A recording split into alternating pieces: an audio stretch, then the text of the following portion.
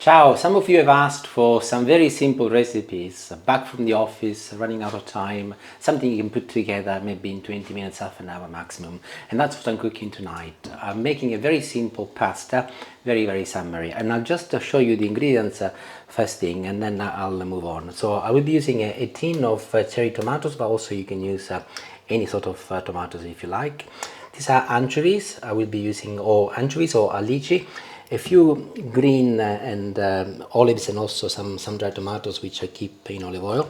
I've got a pepper, can be yellow, can be red, can be orange, it doesn't matter. A clove of garlic. And pasta wise, I'm using some spirals, mostly because they are Julie's favorite. They are? Yes, they are. But you can use any pasta. You can use medium pasta, you can use long pasta, spaghetti, linguine, or fresh pasta. Entirely up to you, really. I would have used most probably linguine if it was my choice, because I like to roll them in the fork and the spoon, but Julie likes them. And of course, olive oil, salt and pepper. So I'll start by crushing the garlic first, as it is one of the first things I do when I make a little sofrito. But I'm going to keep the skin today, as it will release a little bit of flavor.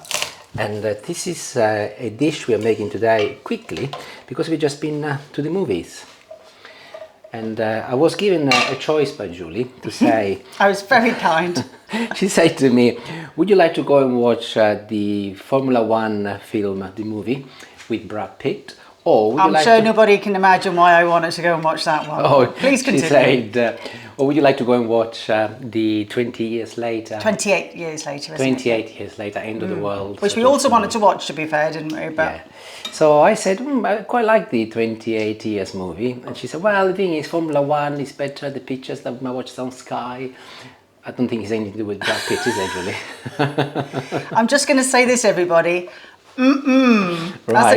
enough said. Okay, anyway, enough of Brad Pitt. And I will put my garlic on the hob, and I'll turn it on maximum, and I'll wait until it starts sizzling, and then I'll chop my pepper next. And here, this is very simple. As I said, this is a very quick dish. So just remove the white pith and all of the seeds as much as you can from the pepper. But in this particular case, I'm going to be slicing it in very small pieces. So I'll go horizontally, or vertically I should say, first like this. Then I'll turn it around and I'll go back with my knife and I'll make some very small cubes. I'm doing it very small because I wanted to cook it quickly, and as I said, this is a fast recipe. So my garlic is sizzling, and has been sizzling for a good 30 seconds, and I will add my chopped pepper next. I'm doing the pepper first, as it is likely to take it just a little bit longer. But I will turn the temperature down now, otherwise I will end up burning my garlic, which I don't want to. So anchovies next. Entirely up to you how many you put in, but I would recommend definitely no less than one per person. So I've got Julie and I here, so there are 3 pieces in here. We really like them, so We do. I'm going to put 4. Ridiculously, for such a simple recipe, this is one of my favourites. So I'll put 4 pieces in. And I will go in with a fork and I'll start crushing my anchovies. And if you actually notice, it actually is incredible how quickly it dissolves and it becomes very much a mushy paste. This smells so good too. So in the meantime, my garlic is also beginning to cook properly. So I'll go along and crush that also, and that will blend with my anchovy. Perfect. Of course, if you're not too keen on garlic, at this stage you can remove it also. Entirely up to you. And I'll leave this to now sizzle for about 5 minutes, just enough for the peppers to become lovely and tender. I mentioned olives and some dried tomatoes, and I keep mine in olive oil. So I'll go and fish out some dried tomatoes first, and I'll use something like 3 pieces would be plenty. And also on the olive front, again, I'm not going to go absolutely mad, but I don't want the olives to take over, and they can be quite strong and powerful in a recipe like this. But I'll put in maybe 10, something like that. 1, 2, 3, 6, 8, another couple here, another 3, 11, that's perfect. And I'll go along with my little knife, and I'll chop the olives in half and the sun-dried tomatoes in small pieces. But I will retain some form of shape, as I think it's quite nice to be able to see them in the dish eventually. I would agree. See, as you can see, there isn't a lot there, but it will add some beautiful flavor to the dish. Back to my tomatoes now. I'm using some sweet cherry tomatoes. These are Italian, but you can use, as I mentioned before, any tomatoes you like. Obviously, if you go access to sweet cherry tomatoes, better, as they are a little bit sweeter, but it's not the end of the world. And if you look, they come whole. I've just poured a little amount of water inside my tin so that I can rinse it and make sure that I use all of the sauce. Before I forget, I will add also half a teaspoon of salt and some pepper. This is black pepper, by the way. One of the things I like about this recipe is to go back in with my fork and start crushing the tomatoes. I think it's quite fun, but you don't have to do it. I think it's just one of those things. So I'll keep the temperature on a medium high and I'll mix it together, and I'll leave now the tomatoes and everything to cook together and infuse for about 10 minutes. So my sauce has been cooking now for about 3 minutes, and it's time to put the pasta in.